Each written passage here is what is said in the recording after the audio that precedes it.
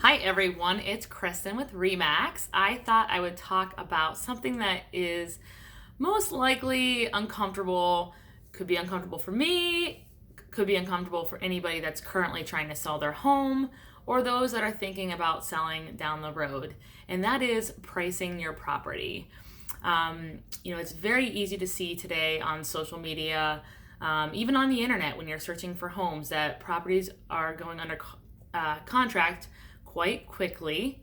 And then there's other homes that aren't going under contract so quickly, and you're just wondering what the reason for that is. And believe me, buyers actually start to wonder, why has it been on the market for 30 days? Which is funny because 30 days doesn't seem like a long time, but in a hot market where things are going under contract within 24 or 48 hours, that property starts to become a little bit questioned, I guess you could say, by buyers. And then the longer it sits on the market, then it becomes almost like stigmatized, like something's wrong, we got to find what's wrong with it, what are the disclosures like.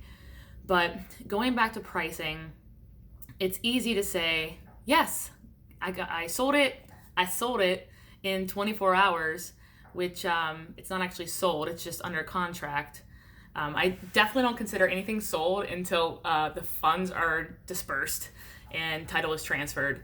But it's easy to say that. And if that was the goal of the seller, to price the property very competitively, to sell very quickly, maybe they have to move on it, maybe they're under contract on another home and they need to sell that home to buy, there's a higher motivation level which would motivate the seller to price it competitively.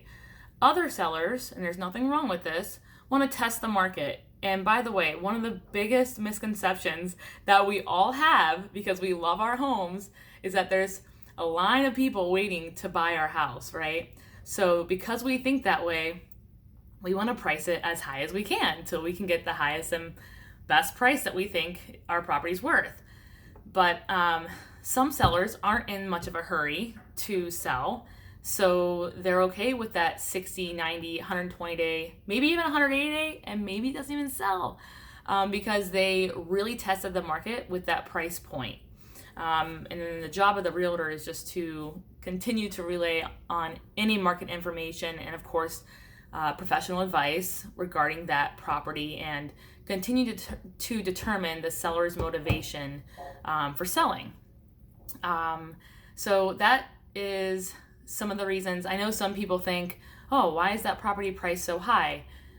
It could be the seller, it could be the agent, because when you are interviewing as a seller, a handful of agents, each realtor may have a different price suggestion, price range for that property. And then you're sitting there wondering, these two people had this price, this one had this one. Who do I trust? And I really can't answer that for you. It's kind of a gut feeling. But appraisers are the same way. It's an opinion and value. Of course, they really go into the detail with the numbers. But not every appraiser is going to assess the same value on that property either. So anyway, again, sometimes that could be an uncomfortable situation, but you got to just know what's going on in the market and think about what goal you want as a seller. Do you want to sell fairly quickly? Do you want to wait a few months and see if we can hold off that price? Whatever it is, it's really up to you. And then the realtor can only just give advice and follow your instructions. So I hope that helps. If you guys have any questions on that, more than happy to help you out. And I hope you have a great day. Thanks.